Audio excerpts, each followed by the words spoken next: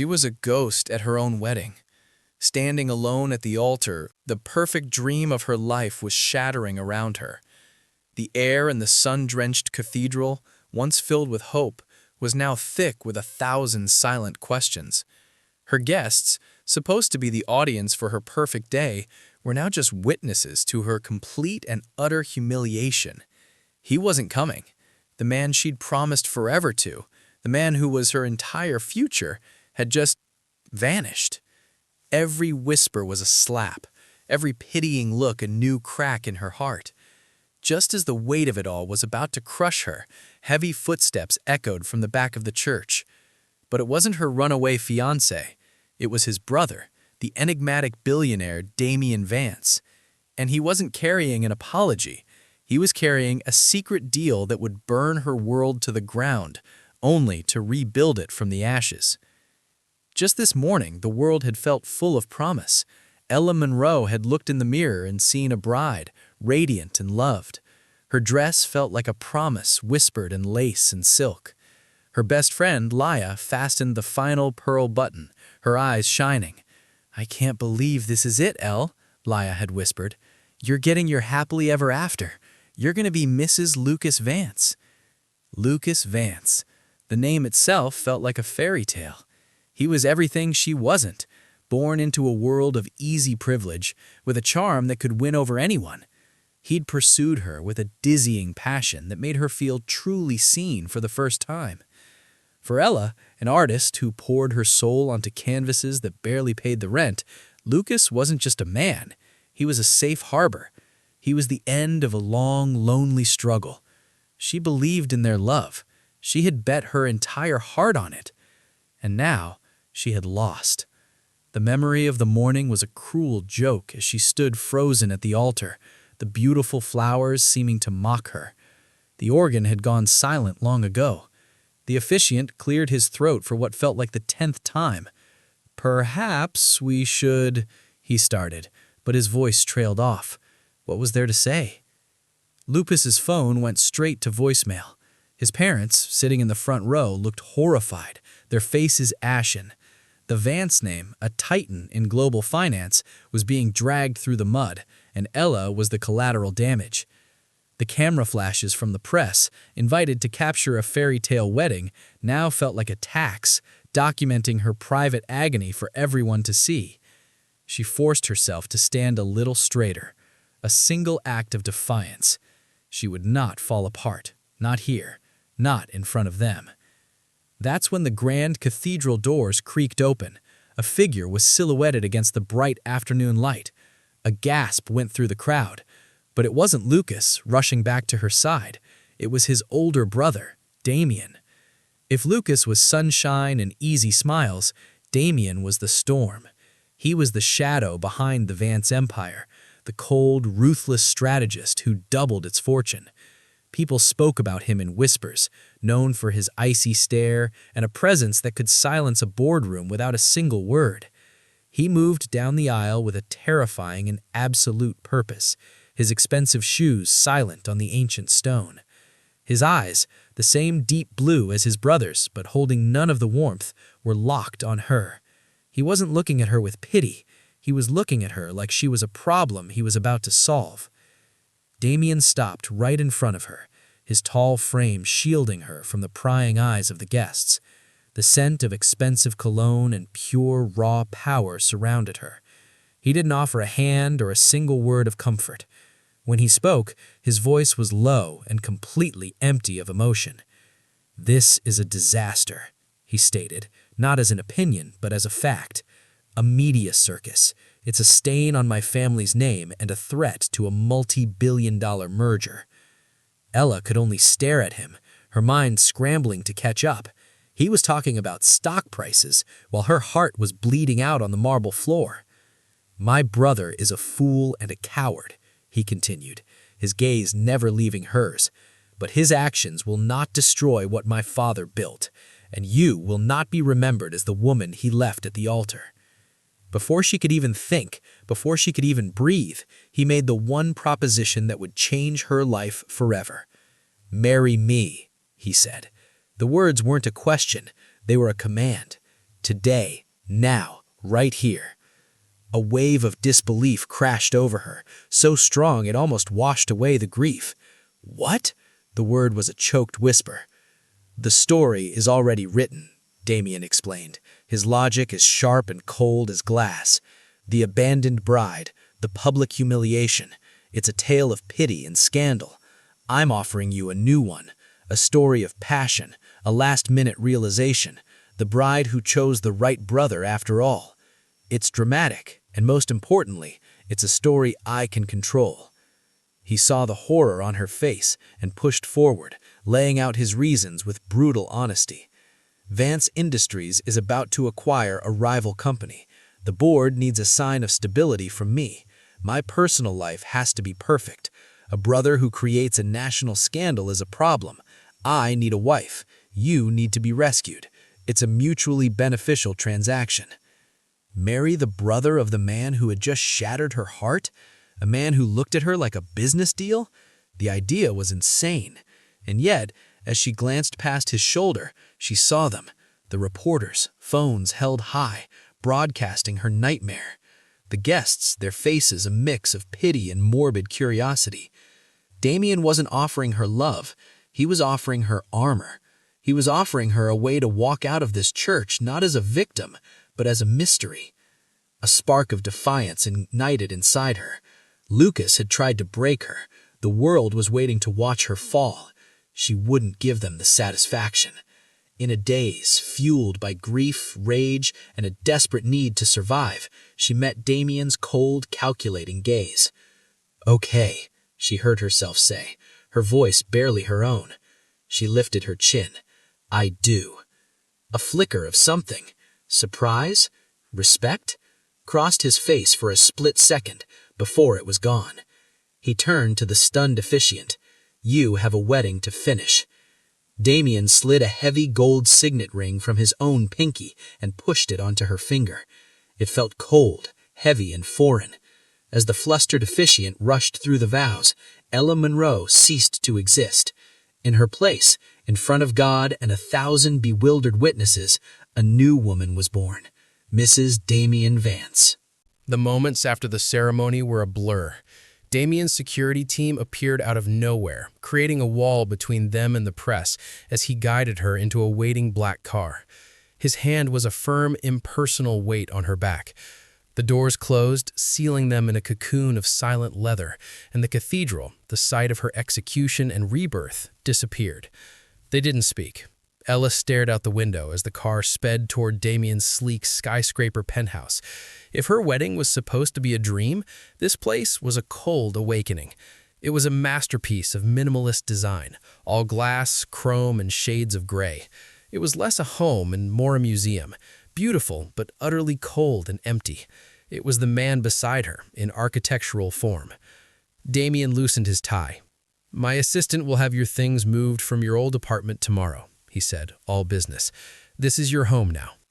He placed a thin leather folder on a glass table. "Our contract." Her hands trembled as she opened it. It was all there in black and white. A 1-year marriage, public appearances as required, a terrifyingly long non-disclosure agreement.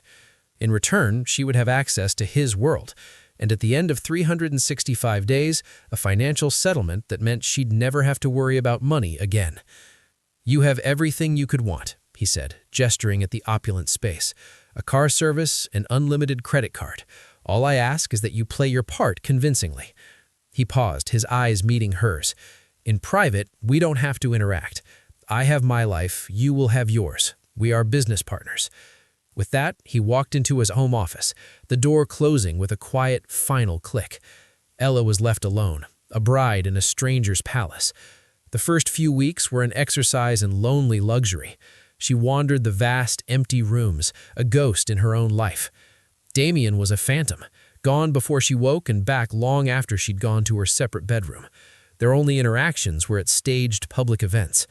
At their first charity gala as husband and wife, the flashbulbs were blinding. Damien's hand was on her back, a signal that the performance had begun. He smiled, a practiced curve of his lips that didn't reach his eyes. "My wife, Ella," he'd say, the words sounding alien. The media, fed by Damien's PR team, ate it up. From heartbreak to true love, the bride who chose the right Vance brother, the headline screamed.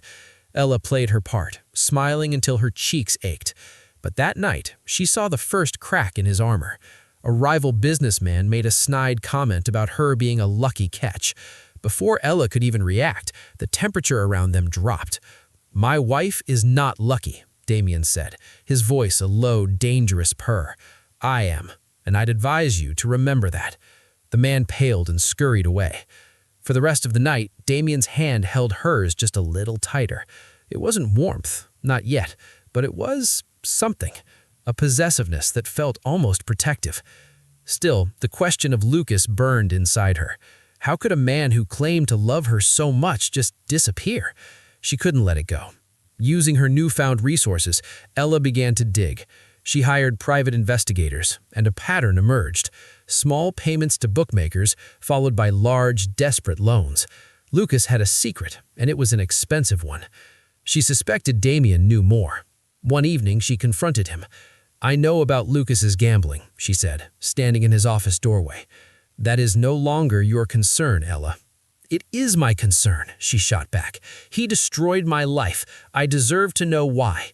"You have a new life now," he said, his tone dismissive. "A better one. I suggest you focus on that." His refusal only made her more determined. With her best friend Laya's help, she pored over the data from her investigators, searching for the source of the money Lucas would have needed to vanish. And then they found it. A single, massive wire transfer. $5 million. Sent to an offshore account the day before the wedding.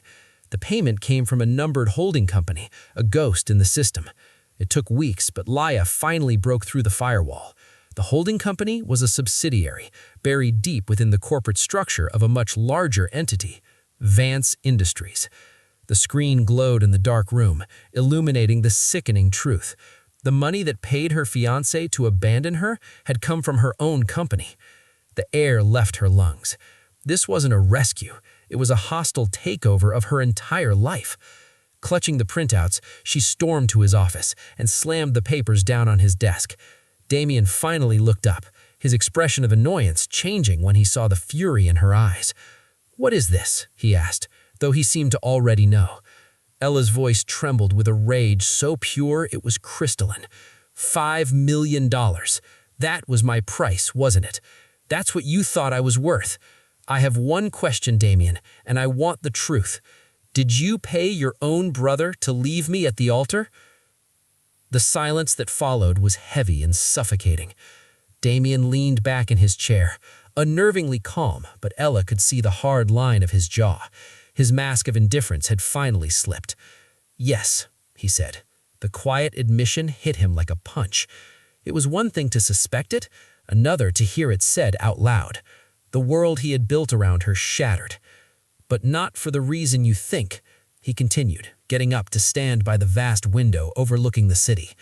"This was never about you, Ella, not in the way you imagine." He began to explain, his voice a low monotone. Lucas wasn't just a gambler. He was an addict, drowning in debt to men who solve problems with violence. He was being bled dry. Damien turned to face her, his eyes holding a weariness she'd never seen. "A few weeks before the wedding, a woman came to me. She has a 5-year-old son, Lucas's son. She had letters, photos, a DNA test. She was threatening to go to the press on your wedding day." Ella sank into a chair, her legs giving out. A secret child. The betrayal was almost too much to comprehend. "The merger I told you about, it's my life's work. The board is old-fashioned. A scandal involving my brother fathering a secret child and being exposed as a degenerate gambler would have killed the deal. It would have jeopardized this entire company." He walked to a hidden safe and pulled out a file, placing it in front of her. It was filled with threatening letters, photos of shady men following Lucas, and investigators' reports. The proof was all there. "So yes, I paid him," Damien confessed, his voice laced with bitterness. $5 million. Enough to pay his debts, get him out of the country, and provide for his child from a distance. The condition was that he had to disappear, completely. Walking away from the wedding was the only way to sever him from this family before he dragged all of us down with him. He looked at her, and for the first time, she saw a flicker of regret. My proposal to you, that wasn't part of the plan. It was a last-minute, desperate decision.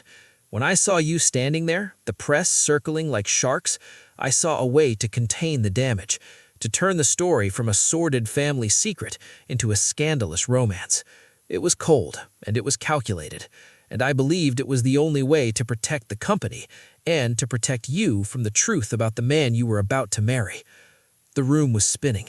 He had played with her life like a chess piece, but the motive, it was a tangled web of duty, protection, and a desperate attempt to hold a crumbling dynasty together.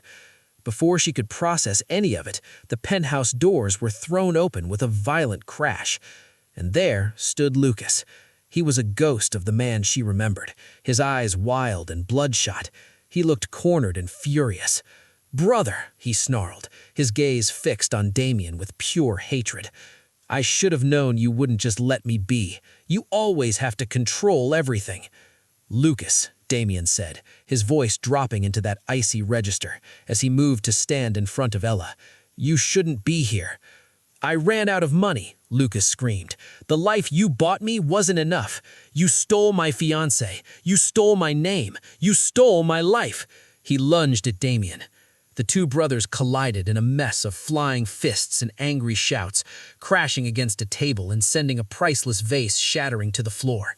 And in the middle of the ugly brawl, Lucas twisted his face into a sneer and spat the final venomous truth at Ella. "Did you really think I loved you?" he laughed, a crazed, broken sound. "You, the little charity case? You were my ticket out. I knew I was ruined. I knew the only way to get a big enough payout from the family was to create a scandal they couldn't ignore.